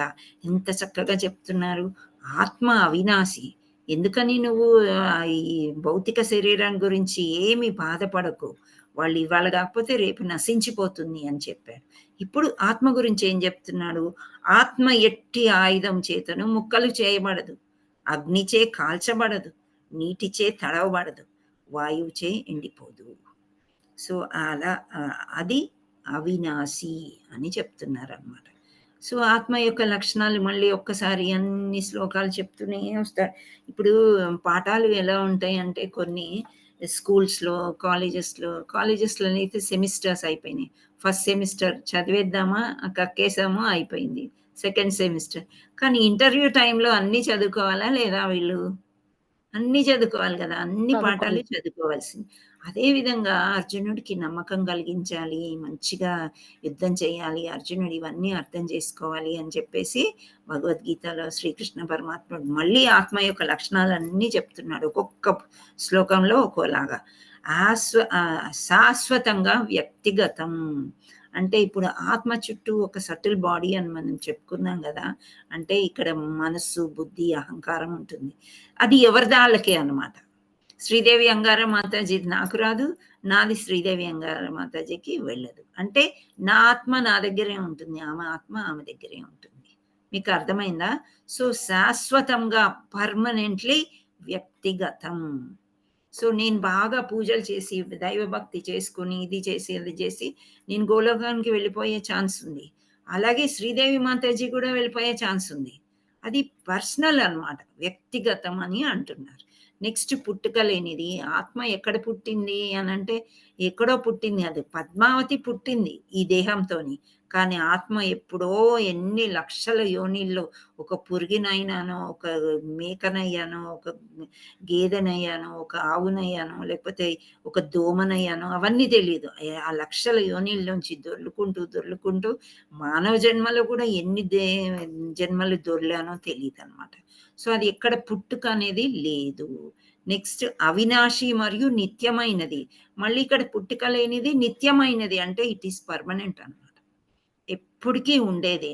అవినాశి అంటే ఇంతకుముందు మనం చదువుకున్నాము, నాశనము మనము చేయలేమన్నమాట. నెక్స్ట్ అపరిమితము అంటే చూడడానికి చాలా చిన్నది, 1/1000th హెయిర్ టిప్ అని అంటారనమాట. మన వెంట్రుకలో చివర ఎంత సన్నగా ఉందో దానిలో 1/1000th ఉంటుంది ఆత్మ అని చెప్తారు. సో అపరిమితం అంటే ఎక్కడికైనా వెళ్ళిపోగలుగుతుంది అన్నమాట, అంత చిన్నదైనా సరే. నెక్స్ట్ పరిమితమైన లైన్ అనేది లేదు ఆత్మకి. నెక్స్ట్ ఖండించడం, దహించడము, ఎండగొట్టడము, తడపటము ఇవి మనం చేయలేము అని మనం తెలుసుకున్నాం. ఇంకా ఉన్నాయి లక్షణాలు ఏంటి? కనపడనిది మరియు ఊహించలేనిది. అస్సలు మనం ఊహించలేమన్నమాట, ఇది ఇలా ఉందా అలా ఉందా అని చెప్పేసి. కనపడుతుందా అంటే మన హెయిర్ టిప్పే మనకి కట్ చేస్తే మనకి అది ఎక్కడో ఎగిరిపోతుంది, కనిపించదు కదా. సో అంత చిన్నది, కనపడదు, ఊహించలేదు. ప్రభావితమైనది, దేహమంతా వ్యాపించి ఉంటుంది అని ముందుక ఉపనిషత్తులో చెప్పారంట ఆత్మ గురించి. అది ఒక ఉపనిషత్తు. ఇప్పుడు ఉపనిషత్తులు, వేదాలు అన్ని ఒక సారమే గీత అన్నమాట, భగవద్గీత. సో అందులో ఉంది అని చెప్తున్నారు. సో పోలిక ఇక్కడ ఉదాహరణ ఒకటి ఇస్తున్నారు ఏంటంటే, సూర్యుడు విశ్వమంతా వ్యాపించి పోషిస్తున్నట్టు ఆత్మ శరీరానంతటిని పోషిస్తుంది. అంటే జీవాత్మ. ఇప్పుడు జీవాత్మ అంటే మన శరీరంలో ఎన్నో సజీవమైన కణాలు ఉన్నాయా? ఉన్నాయి. వెంట్రుక చివర్లు కట్ చేస్తే మనకి తలకాయ నొప్పి వస్తుందా? లేదు మాతాజీ. రాదు కదా. అంటే దాంట్లో జీవకణాలు లేవు. మొదట్లోనే గుండు మీదే జీవకణాలు ఉంటాయి. గుండు కోకినప్పుడు కొంత అక్కడక్కడ కత్తి తగిలితే నొప్పి వస్తుంది కదా, లేదు అంటే ఉండదు. అంటే జీవకణాలు ఎందులో ఉంటాయి, ఎందులో లేనివి అనేది శరీరంలో మనకి కొన్ని తెలుస్తాయి అన్నమాట. సో ఆ విధంగా శరీరం అంతా పాకి ఉంటుంది జీవకణాలు. మనకు కంట్లో రాయబడితే కళ్ళు మండుతాయి, నోట్లో కారం ఎక్కువైతే నోరు మండుద్ది, మంట దగ్గర చెయ్యి తగిలితే చెయ్యి ఇవన్నీ ఎందుకు? అన్ని కణాల్లో జీవాత్మ ఉంది అని అర్థం ఇక్కడ. సో ఆ జీవాత్మ మన దేహాన్ని అంతా కూడా అన్ని చోట్ల ఉంటూ మనని రక్షిస్తూ ఉంటుంది అని చెప్తున్నారు. ఆత్మ శాశ్వతం మరియు భౌతిక దేహం తాత్కాలికం. ఇది ఇంతకుముందు చూసిందే. అనివార్యమైన దేహపు మార్పును చూసి దిగ్భ్రమణం చెందరాదు. తన విధి నిర్వహణలో కృత్యుములైన ఉండవలెను. ఇది మనలను శుద్ధపరిచి ఆత్మ సాక్షాత్కారానికి దారి తీయును. సో ఇక్కడ శాశ్వతము, దేహమేమో తాత్కాలికము, దానివల్లే మనం ఖననం చేస్తామని తెలుసుకుంది. అనివార్యపు దేహపు మార్పును చూసి దిగ్భ్రమణం అంటే భయపడకూడదు అనమాట. నేను ముసలి అయిపోతున్నాను, నాకు చర్మం ముడుచుకుపోతుంది, లోపల అవయవాలు సరి పని చేయటం లేదు, ఇవన్నీ భయపడద్దు అని చెప్తున్నారు. దేహ మార్పు సహజం, అది జరుగుతుంది అని చెప్తున్నారు.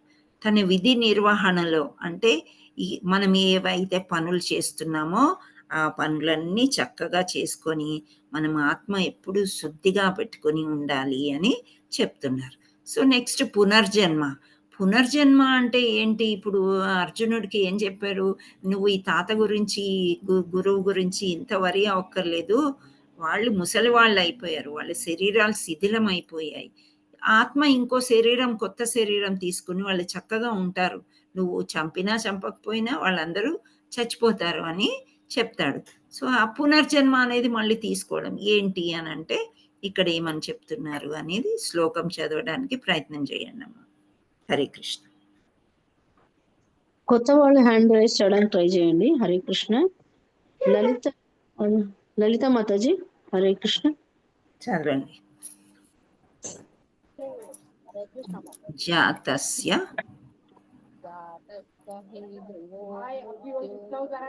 గట్టిగా చదవండి అమ్మా. ధ్రువం జన్మామృతస్య చ తస్మాదపరిహార్యార్థే నత్వం శోచితుమర్హసి. హరిబోల్ మాతాజీ. ఇంకెవరైనా చదవండి. హేమలత మాతాజీ. హరే కృష్ణ. చదవండి. హేమలత చూకుల. హరే కృష్ణ మాతాజీ. హ్యాండ్ రైజ్ చేశారు హేమలత మాతాజీ. ఓకే. సరిత మాతాజీ మళ్ళీ రైజ్ చేశారు. ఓకే సరిత మాతాజీ చదవండి. మీరు మైక్ సరిగ్గా పెట్టుకోండి మాతాజీ. సరిత ఓకే మాతాజీ. చదవండి. ఇప్పుడు వినస్తుందా మాతాజీ? ఇప్పుడు వినిపిస్తుంది. హరే కృష్ణ మాతాజీ. హరే కృష్ణ. జాతస్య హి ధ్రువో మృత్యుర్ధ్రువం జన్మమృతస్య చ తస్మాదపరిహార్యర్థే నత్వం శోచితుమర్హసి. హరిబోల్ మాతాజీ. అనువాదం చెప్పండి. పుట్టిన వారికి తప్పక మరణం కలుగుతుంది. మరణం తర్వాత జీవుడు తిరిగి తప్పక జన్మిస్తాడు. కనుక అనివార్యమైన ఈ నీ విధి నిర్వహణలో నీవు దుఃఖించకూడదు. Haribol Mataji. Thank you. So ఇక్కడ జాతస్య హి ధ్రువో మృత్యుర్ అంటే మరణం ఎవరైతే జాతస్య అంటే ఎవరైతే పుట్టారో అంటే ఈ భూప్రపంచంలో జన్మ తీసుకున్న వాళ్ళందరూ కూడా మృత్యువు మరణం వైపు వెళ్ళవలసిందే అని చెప్తున్నారు. సో ఆ మరణాంతరం మళ్ళీ ధ్రువం జన్మ మృత్యుశ్చ అని అన్నారు. అంటే తప్పక జన్మిస్తారు అని అంటున్నారు. తప్పకుండా జన్మిస్తారు. కనుక అనివార్యమైన నీ విధి నిర్వహణలు అంటే నీ పనులు ఆపుకొని వాళ్ళు చనిపోయారు అని వాళ్ళ గురించి ఆలోచిస్తూ కూర్చోకూడదు అర్జున అని అర్జునుడికి శ్రీకృష్ణ పరమాత్ముడు చెప్తున్నాడు. సో నీ విద్యుత్ ధర్మాలు మనకి ఎన్నో ఉంటాయి, ఉద్యోగాలు ఉంటాయి, వ్యాపారాలు ఉంటాయి. సో ఇవన్నీ వదులుకోకుండా చక్కగా నువ్వు చూసుకో అని శ్రీకృష్ణుడు అర్జునుడికి చెప్తున్నాడు. ఎక్కువగా చింతించొద్దు. సో ఇక్కడ మనం టీకి వచ్చాము. గీతాకి GI అయిపోయింది. ఇప్పుడు టీకి వచ్చాము. అంటే 2 ధర్మాలు. ఇవి మనకి తెలిసిన విషయాలే సామాన్యంగా. స్వధర్మము, సనాతన ధర్మం. స్వధర్మం అంటే ఏంటి అని మనం చూద్దాం ఇక్కడ. సో స్వధర్మం ఇక్కడ దేహాత్మిక కర్తవ్యము, కుటుంబము మరియు వృత్తులను చూసుకోవడం.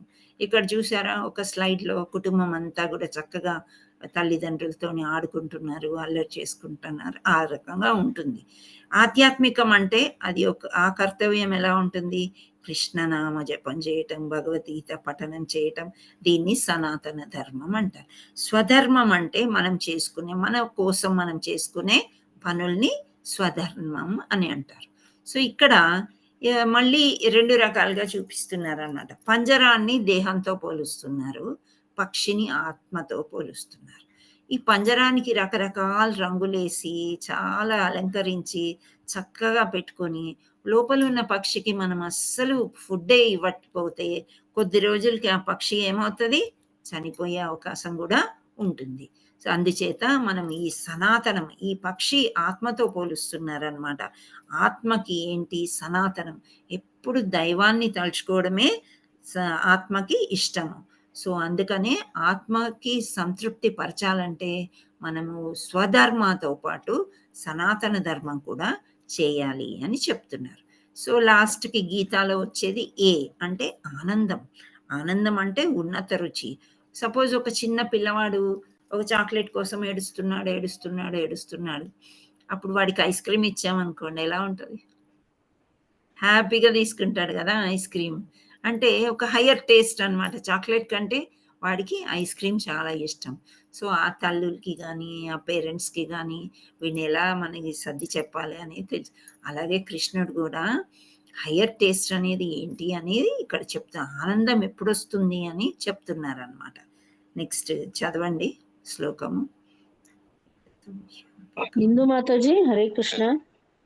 హరే కృష్ణ మాతాజీ. హరే కృష్ణ. యతతో హ్యాపి కౌంతేయ పురుషస్య విపశ్చితః ఇంద్రియాణి ప్రమాదిని హరంతి ప్రసభం మనః. హరి బోల్ మాతాజీ. ఓ అర్జున, ఇంద్రియములు బలవంతములను మరియు దృఢములను అయి ఉన్నవి. వానిని అదుపు చేయ యత్నించు విచక్షణ పూర్ణునికి మనస్సును సైతం అవి హరింపజేయుచున్నవి.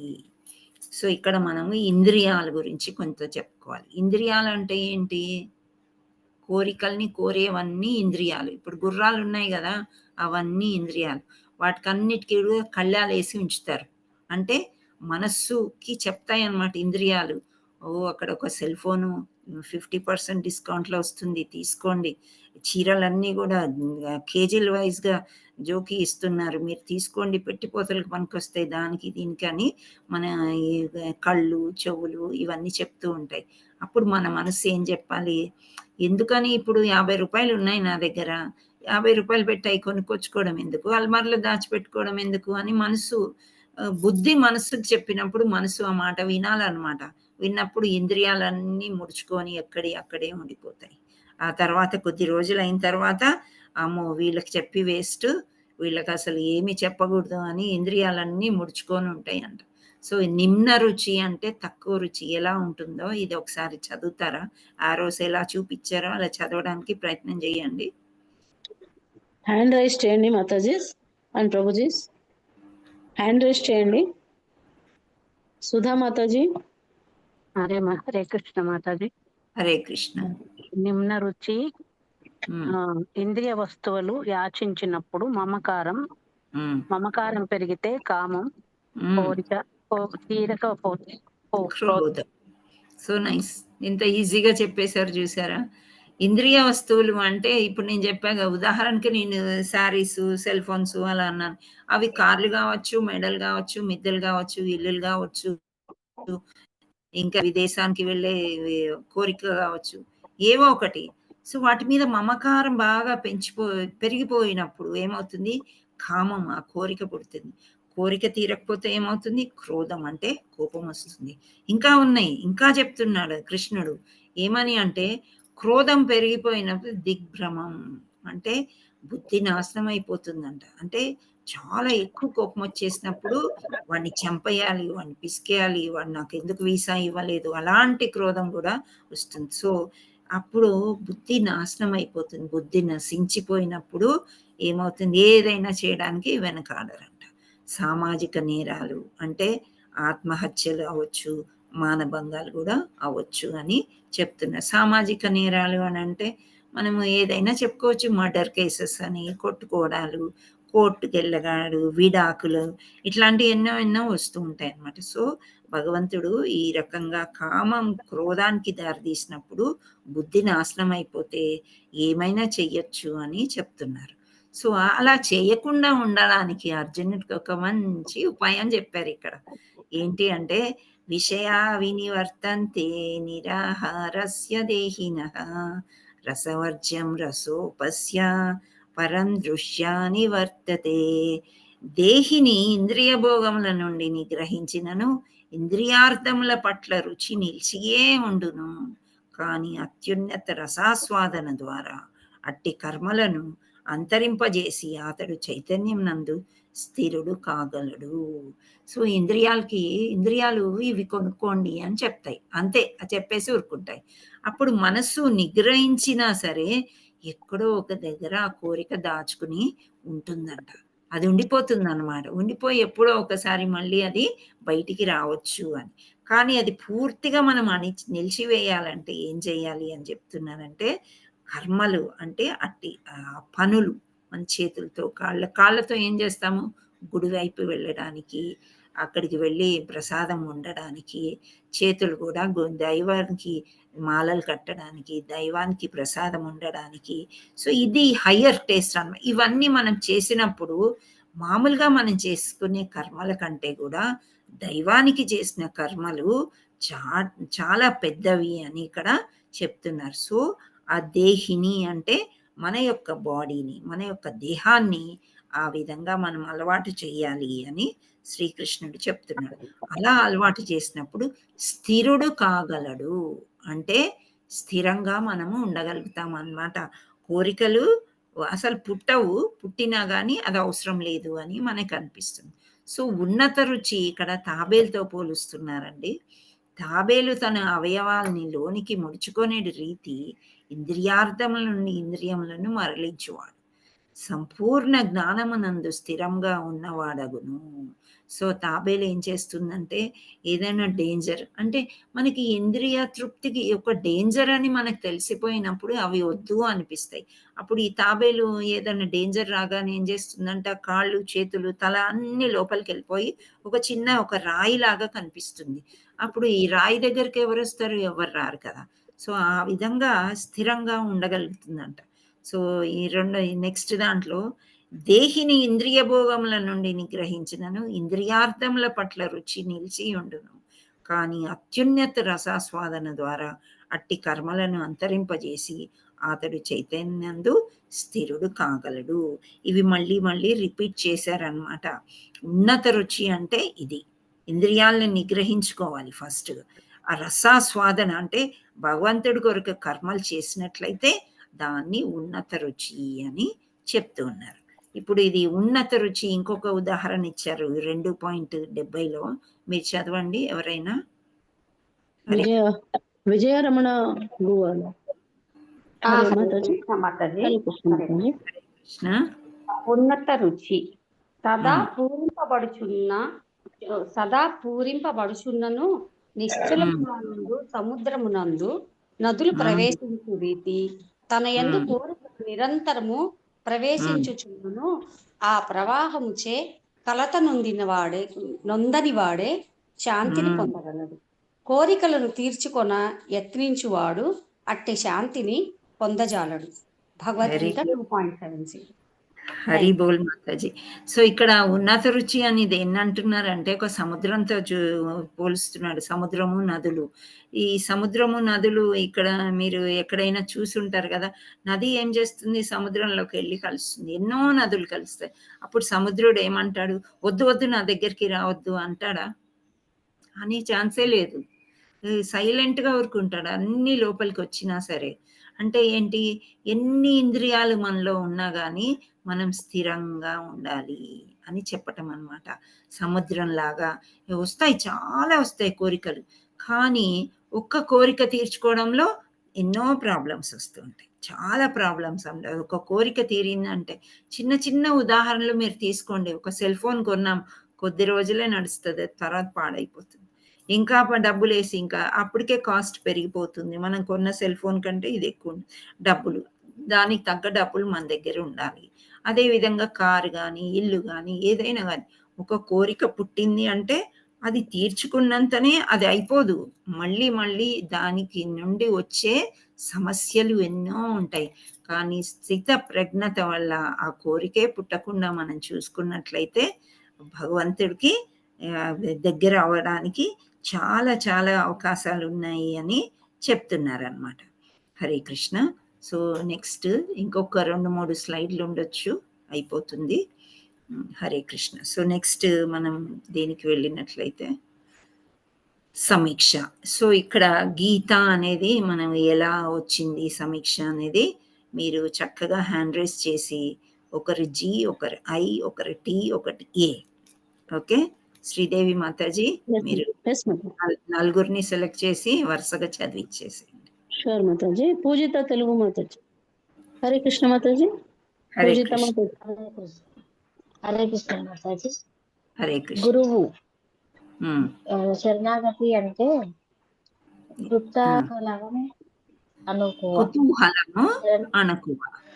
కుతూహలము అనుకువ శరణాగతి అవసరమైన నిబంధనలు సాహస నమ్రత. Okay next Lakshmidevi Mataji. లక్ష్మీదేవి మాతాజీ. హరే కృష్ణ. చేసుకుంటాను. ఐదు చదువుతాను మాతాజీ. చదవండి అమ్మా. గుర్తింపు, ఐడెంటిఫై, స్వయంపై అవగాహన, సమ్మేళనం, ఆత్మ ప్లస్ సూక్ష్మ ప్లస్ స్థూల ఆత్మ యొక్క లక్షణాలు, పునర్జన్మ. హరి బోల్. హరే కృష్ణ మాతాజీ. టీ దేవి మాతాజీ. టీ దేవి మాతాజీ. హరే కృష్ణ మాతాజీ.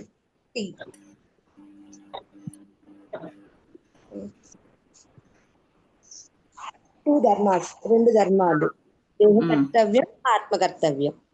హరి బోల్. లలిత మాతాజీ. లలిత మాతాజీ, లలిత మాతాజీ వాయిస్ లో ఉంది మాతాజీ, వేరే వాళ్ళకి ఛాన్స్ ఇస్తాను. బబిత మాతాజీ. హరే కృష్ణ మాతాజీ. హరే కృష్ణ. ఆనందం నిమ్న రుచి ఉన్నత రుచి. Hari Bol Mataji, thank you. అయితే ఇక్కడ లాస్ట్ కి చూడండి, హరే కృష్ణ, మీరు కూడా అందరు చదవండి. హరే కృష్ణ కృష్ణ కృష్ణ హరే హరే, హరే రామ రామ రామ హరే హరే. ఇది షోడశకం నామం నామనం కలి. ఇవన్నీ మీరు చదవక్కర్లేదు, అది ఒక్క మంత్రం చదవమన్నాను, మీరు వినండి.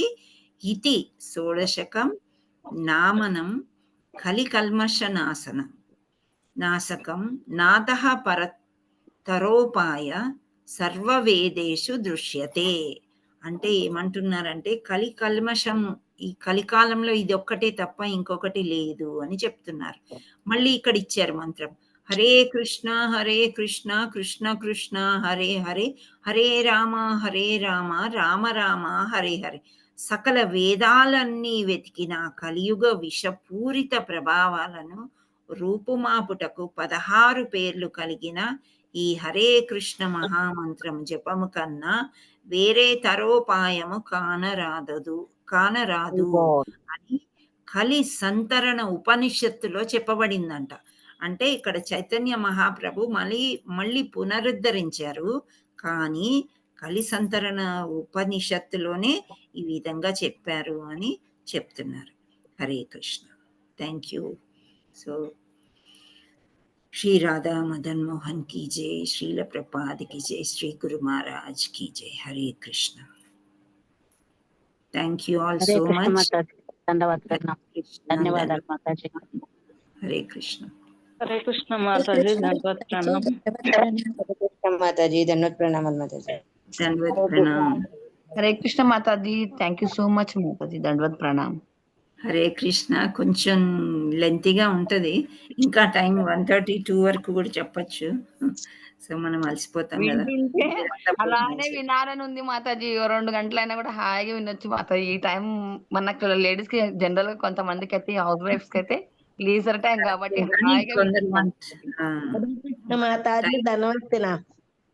థ్యాంక్ యూ అమ్మా.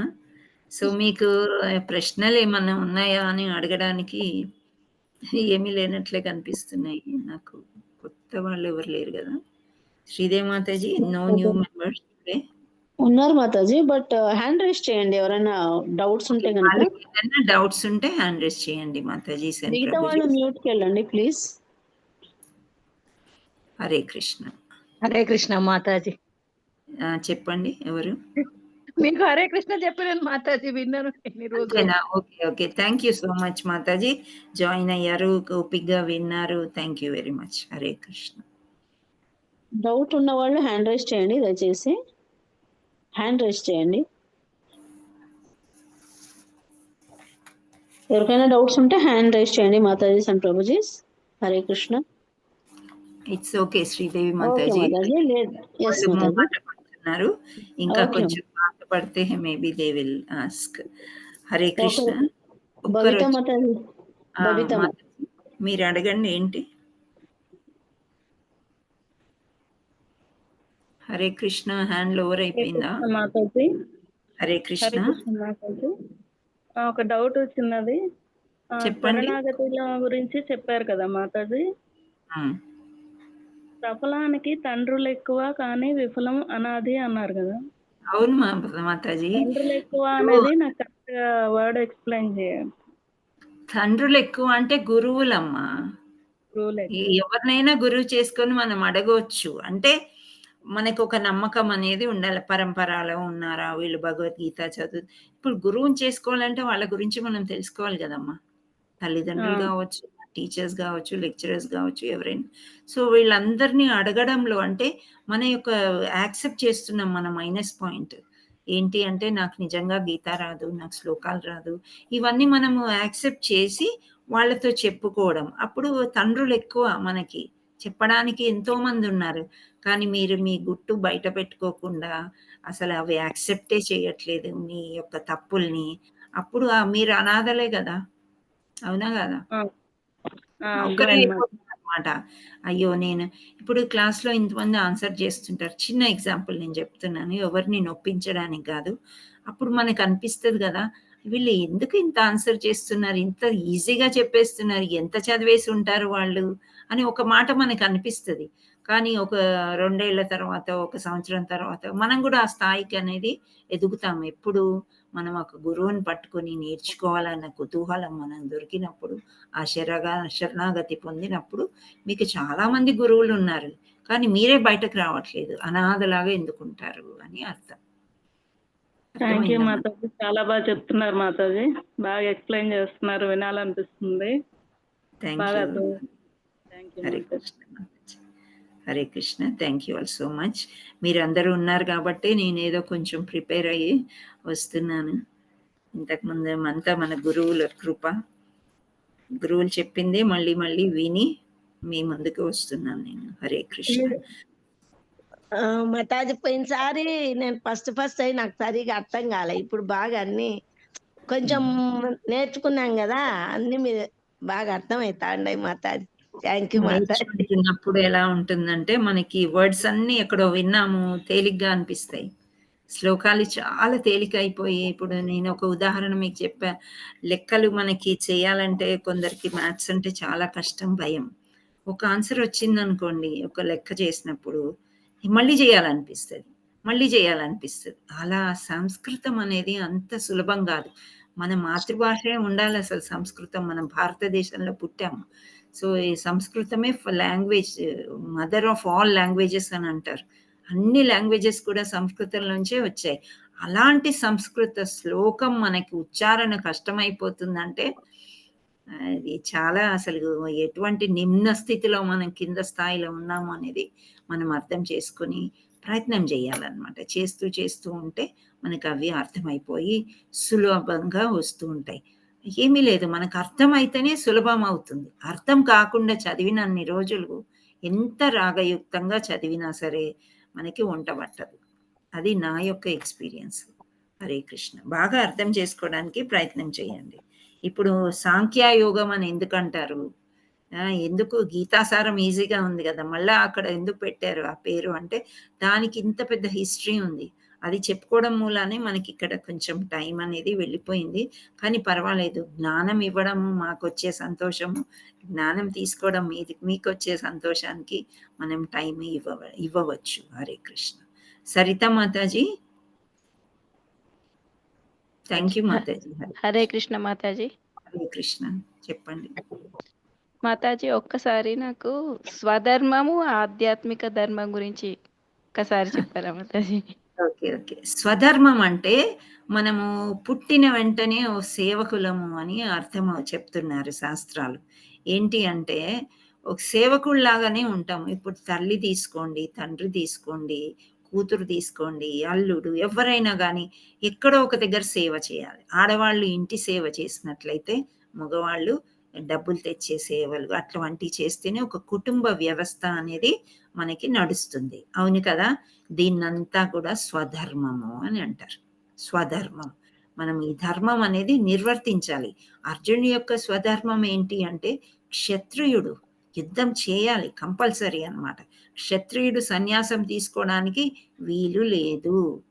సో, ఆయన యుద్ధం చేయాలి కాబట్టి ఆయన యొక్క స్వధర్మం అది అవుతుంది. స్వధర్మం చేస్తూ సనాతన ధర్మాన్ని మర్చిపోవద్దంటున్నాడు కృష్ణుడు. సనాతన ధర్మం అంటే ఏంటి? మనలో ఉండే ఆత్మ. ఆత్మ ఏం చేస్తుంది? మన జీవితాన్ని చక్కదిద్దుతుంది. అంటే మన ప్రతి కణంలో ఆత్మ ఉంటుంది. ఇప్పుడు ఒక చిన్న వేలు తీసుకుందాం. వేలులో ఎన్నో కణాలు ఉంటాయని మీరు ఒప్పుకుంటారా? అవును మాతాజీ. దాన్ని గుచ్చామనుకోండి రక్తం వస్తదా? వస్తుంది కదా మాతాజీ. రక్త కణాలు ఉన్నాయి.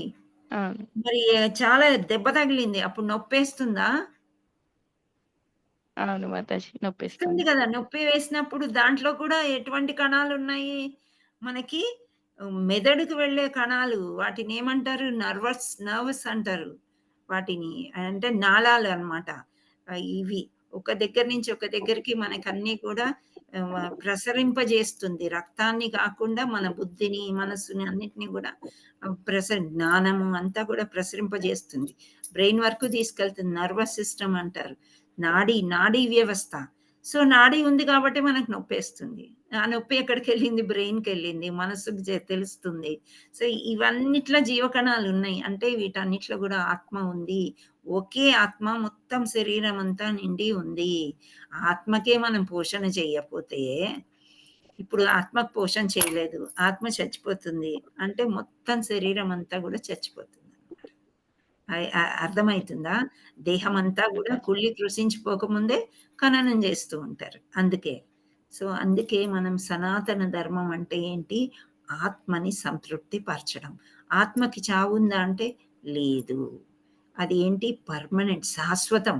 ఒక జన్మలోంచి ఇంకో జన్మ అలా వెళ్తూనే ఉంటుంది ఆత్మ. సో ఆత్మని సంతృప్తి పరచకపోతే ఆత్మ దేవుడికి దగ్గరగా ఉంటుంది, పరమాత్ముడికి దగ్గరగా ఉంటుంది. ఎప్పుడు ఆత్మకి ఆనందం ఎప్పుడు వస్తుంది అంటే భగవంతుడిని కొలిచినప్పుడు. సో భగవంతుడి యొక్క పుస్తకాలు చదివినప్పుడు, భగవంతుడి యొక్క సేవ చేసినప్పుడు, ఇలా ప్రచారం చేసుకున్నప్పుడు ఆత్మ సంతృప్తి కలుగుతుందన్నమాట. దాన్ని సనాతన ధర్మం అని అంటారు. అందుచేత మన ఈ భారతదేశంలో మనం అందరం కూడా ఈ సనాతన ధర్మాన్ని పాటిస్తాం. పెద్దగా పుస్తకాలు చదివి ఇవన్నీ చేయకపోయినా పొద్దున్న లేస్తే దేవుడు పూజ చేసుకుంటాం కదా, మనం కొంత చేసుకుంటాం, కానీ అది సరిపోదు, ఆ పోషణ సరిపోదు అని భగవంతుడు అర్జునుడికి చెప్తున్నాడు. స్వధర్మం చేస్తూనే సనాతన ధర్మం కూడా చేయాలి. అంటే make Krishna centred every work. ఏ పని చేస్తున్నా కూడా కృష్ణ కృష్ణ కృష్ణ కృష్ణ అనుకుంటేనే సనాతన ధర్మం అయిపోతుంది అన్నమాట. హరే కృష్ణ. మాతాజీ, ఇంద్రియ నిగ్రహము అనేది స్వధర్మం కిందనే వస్తుందా మాతాజీ? మనం ఇంద్రియ నిగ్రహం గురించి మాట్లాడుకున్నాం కదా. అవును, ఇంద్రియ నిగ్రహం స్వధర్మం అంటే అది ధర్మాల కింద రాదమ్మా, అది ఇంకా వేరే రకంగా వస్తుంది. కోరికలు అవన్నీ కూడా ఇంద్రియాల ఇవి కావాలి అవి కావాలని కోరుకుంటాయి. అది స్వధర్మం అంటే ఏంటి అంటే మన పోషణ చేసుకోవడము, మన ఇంటిని పిల్లల్ని కాపాడుకోవడం, మన ఉద్యోగ రీత్యా ఏమైతే చేయాలో అవి చేయడము స్వధర్మం అవుతుంది. ఆ స్వధర్మంలోనే ఒక పార్ట్ అన్నమాట ఈ కోరికలు అనేవి. చిన్న ఉద్యోగం చేస్తున్నారు సాఫ్ట్వేర్ వాళ్ళు, ఓకేనా, ఒక 50,000 వస్తున్నాయి అనుకోండి, 1,00,000 రూపాయలకి ఆశపడతారు, అవునా కాదా? అది ఇంద్రియం. 50,000లో కూడా మంచిగా నీ ఇల్లు నడిచిపోయినప్పుడు నీకెందుకు 1,00,000 రూపాయలు? 50,000 ఏమైనా గుడికి ఇస్తావా? లేకపోతే ఏమైనా దాన ధర్మాలు చేస్తారా? ఎందుకని అటువంటి కోరికలు? అవసరం లేదు. అది అలా ఎక్కువ అయిపోయినప్పుడు కోరికలు సనాతన ధర్మం పడిపోతుంది నెమ్మదిగా. ఎక్కడ టైం ఉంటుంది? 50,000కి కొన్ని అవర్స్ పని చేయాలంటే వాడు 1,00,000 రూపాయలు ఇచ్చినప్పుడు ఇంకో 2 గంటలు పని పెంచుతాడా లేదా? పెంచినప్పుడు నీకు వేరే ధర్మాలు నీకు దేవుణ్ణి కొలవడానికి ఉండడానికి సమయమే ఉండదు, అవునా కాదా? అవును మాతాజీ. దాన్ని ఇంద్రియాలు అని అంటారు, అవి కోరికలు. ఓకే, అది స్వధర్మంలో కోరికలు వస్తాయి, కానీ వాటిని మనము కంట్రోల్ చేసుకోవాలి అని చెప్తున్నారు. మనకి 50,000 అని చెప్పాను నేను. ఫర్ ఎగ్జాంపుల్ ఈఎంఐలే 45,000 పోయినాయి అనుకోండి, అప్పుడు ఏమవుతుంది? వరీస్ తప్ప ఏం మిగులుతాయి మనకి? ఈఎంఐ అంటే తెలుసా మాతాజీ? ఇన్స్టాల్మెంట్ బ్యాంకులు ఇస్తారు కదా, అవన్నీ. సో 5,000 మిగులుతాయి. 5,000లో మీరు ఏం తింటారు, ఎలా బతుకుతారు? సో అటువంటి కోరికలన్నీ నిగ్రహించుకోవాలి. స్వధర్మం కాదు, స్వధర్మంలో ఒక పార్ట్ అన్నమాట. ధర్మం చేస్తూ చేస్తూ మనకి, అందుకే ప్రకృతి పురుషుడు అని చెప్పారు. పురుషుడు వల్ల అంటే ప్రకృతి వల్ల డిస్టర్బెన్సెస్ అన్నమాట. అంటే మన చుట్టూ ఉండే పరిసరాల వల్ల మనకి ఎన్నో అవాంతరాలు ఏర్పడుతూ ఉంటాయి. అవన్నీ కూడా టెంపరరీ, నాట్ పర్మనెంట్ అని శ్రీకృష్ణ పరమాత్ముడు చెప్తున్నారు. హరే కృష్ణ మాతాజీ, మీకు అర్థమైందా? అర్థమైంది మాతాజీ. Thank you Mataji. హరే కృష్ణ.